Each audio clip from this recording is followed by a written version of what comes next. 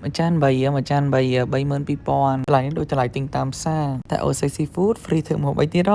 តាមផ្សារអត់ free ឲ្យតែ OC Seafood free ធ្វើម្ហូបឲ្យបើយឺរឿងក្តាមសក់បងប្អូនសើធ្លាប់ញ៉ាំហើយប៉ុន្តែជួនកាលបងប្អូនអត់ដឹងថាក្តាមសក់ធ្វើពីក្តាមថ្មឯណាហើយក្តាមសក់បំពងខ្ទឹមសហើយឆាទាប្រៃមានតែពីរហ្នឹងឯងឆ្ងាញ់ជាងគេកុំឲ្យបងប្អូនថា OC Seafood មានតែកងនេះក្តាមយកប្រហឹកអីក៏ប៉ិតអត់ទេគឺមានគ្រប់មុខតែម្ដងនិយាយទៅពិភពតែម្ដងគ្រប់មុខតែម្ដងហើយថ្ងៃនេះណែនាំពីក្តាមសក់ឲ្យបងប្អូនមើលហើយក្តាមសក់ហ្នឹងគឺអត់បានកកព្រោះអីពេលវាសក់ពីយើងត្រូវដាក់កកភ្លាមបើអញ្ចឹងទេតើមួយថ្ងៃវាจะហឹកសបកវិញហើយតែកកគេកកនៅមានសាច់មានអីមិនមែនកកតើស្បែកដដាប់ឆ្អឹងឯណាអ្នកគ្នាមើលនេះ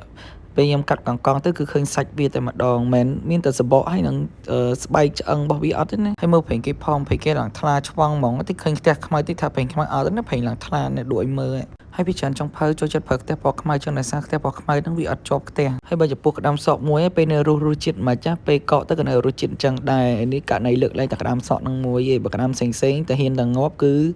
ម៉ត់แล้วហើយសាច់ដូចបបរតែបើធម្មជាតិរបស់ក្តាមសក់វិញពេលវានៅរសជាតិបែបម៉េចពេលវាកកក៏រសជាតិបែបអញ្ចឹងដែរអញ្ចឹងក្តាមសក់ពីច្រើនគេប្រើកកព្រោះបើអត់ដាក់វាប្រកកទេតែមួយថ្ងៃវាចរំហឹងសបកវិញហើយអញ្ចឹងមិនក្តាមសក់អីគឺក្តាមថ្មវិញហើយបើនិយាយពីរឿងទឹកជ្រលក់វិញអូSay Seafood មិនមានតែថៃកោះកុងទេណាមានទឹកអំបិលម្ទេសទឹកស៊ីអ៊ីវហើយមានបឺម្រេចក្រូចឆ្មាទៀតហើយបើក្តាមសក់ដាក់មកអាទឹកអំបិលម្ទេសហ្នឹងនិយាយពីថាញាក់និយាយទៅក្តាមសក់ហ្នឹងញ៉ាំមួយបឺម្រេចក្រូចឆ្មាជាមួយនឹងទឹកអំបិលម្ទេសឆ្ងាញ់អញ្ចឹងបើចង់ញ៉ាំម្ហូបឆ្ងាញ់មានគ្រប់ប្រភេទហើយតម្លៃធូរកុំភ្លេចអូSay Seafood